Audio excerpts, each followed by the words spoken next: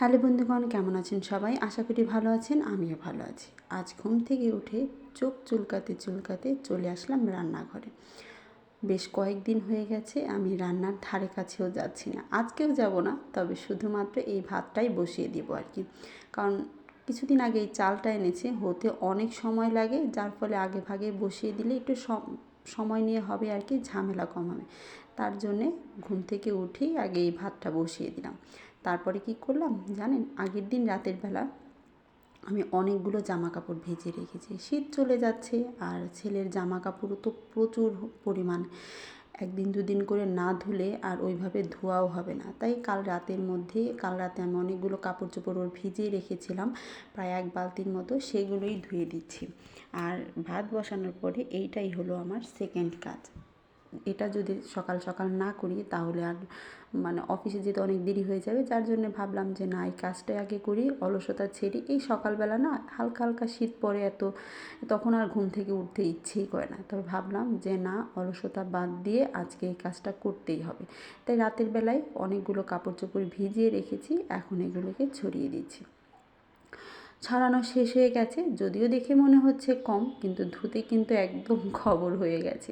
তারপরে আর কি, এই যে সবাই এখন ঘুমিয়ে আছে, এখনও পর্যন্ত উঠেনি, কারণ অনেক রাত করে ঘুমিয়েছে। কালকে প্রায় 1:30টার দিকে ঘুমিয়েছে, শুধুমাত্র আমার ছেলের যন্ত্রণায়।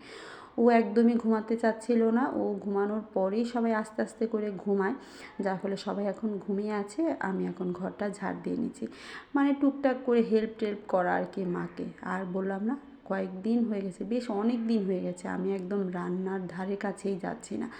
মাই রান্না করছে, তাই ভাবলাম যে আজকে একটু টুকটাক কাজ টাজ করে মাকে একটু হেল্প করি। এই যে ঘরটাও ঝাড় দেওয়া হয়ে গেল, ময়লাগুলো ফেলে দিচ্ছি। তারপরে করে নেব হলো এই যে পাখির ময়লাগুলো পরিষ্কার।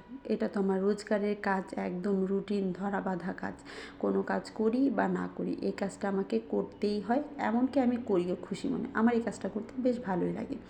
যাই হোক, আমি এগুলোর প্লেটটা নিয়ে এখন এটাকে পরিষ্কার করে এটার মধ্যে আলাদাভাবে এই যে পলিথিনটা দিয়ে দিয়েছি। পলিথিনটা দিলে হয় কি, প্লেটটা নোংরা হয় কম, আর এটা পলিথিনের ওপরেই ময়লাগুলো পড়ে, এটা নিয়ে ফেলে দিলেই চলে যায়, যার জন্য এই পলিথিনটা প্রতিদিনই চেঞ্জ করে দিই। তারপরে এটাকে নিয়ে যাব এখন বারান্দার দিকে। প্রতিদিন দেখা যায় রাত সন্ধ্যার দিকে আমরা এই যে নিয়ে আসি এটাকে ঘরের মধ্যে, তারপরে সকালবেলা ঘুম থেকে উঠেই এটাকে আবার বারান্দার দিকে নিয়ে যাই আর কি। কারণ রাতের বেলা ঠান্ডা ঠান্ডা পড়ে, যদি ওদের ঠান্ডা লেগে যায় বা যদি মরে যায়, যার জন্য আমরা ঘরেই নিয়ে আসি আর কি, রেখে দিই। আবার সকালবেলা যখন একটু হালকা হালকা রৌদ্র ওঠে, তখন এটাকে বাহিরে রেখে দিই। এই যে বাইরে রেখে টেখে দিয়ে চলে আসলাম। তবে খুব বেশি এখনও রৌদ্র ওঠেনি, হালকা হালকা রৌদ্র উঠেছে। ছেলেও এই দিক দিয়ে ঘুম থেকে উঠে গেছে। আর আজকে টেডি ডে, ভাবলাম ছেলেকে একটা টেডি গিফট করি, কিন্তু এই যে দেখুন ছেলের রিয়াকশন। টেডি দেওয়ার সাথে সাথে ও একদম ফেলে দিয়েছে। ওকে প্রতিটা জিনিস, ওর প্রিয় জিনিসটাও যখন এভাবে দেওয়া হয়, ও এভাবেই ফেলে দেয়। তারপরে আস্তে আস্তে এটার সাথে ইউজ টু হয়, এটাকে নেয় বা যে কোনো জিনিস করে আর কি। এই যে প্রথমে দিল ফেলে, এখন দেখুন আস্তে আস্তে এটাকে সামনের দিকে নিয়ে যাচ্ছে। তারপরে এটাকে নিয়ে যা যে করার খেলা, 2-1 দিন তো এটা ছাড়া কিছুই বুঝবে না, এটাকে ছাড়া ওর কোনো কিছুই চলবে না। এটা নিয়ে ঘুমাবে, এটা নিয়ে খাবে, এটা নিয়েই সব কিছু করবে।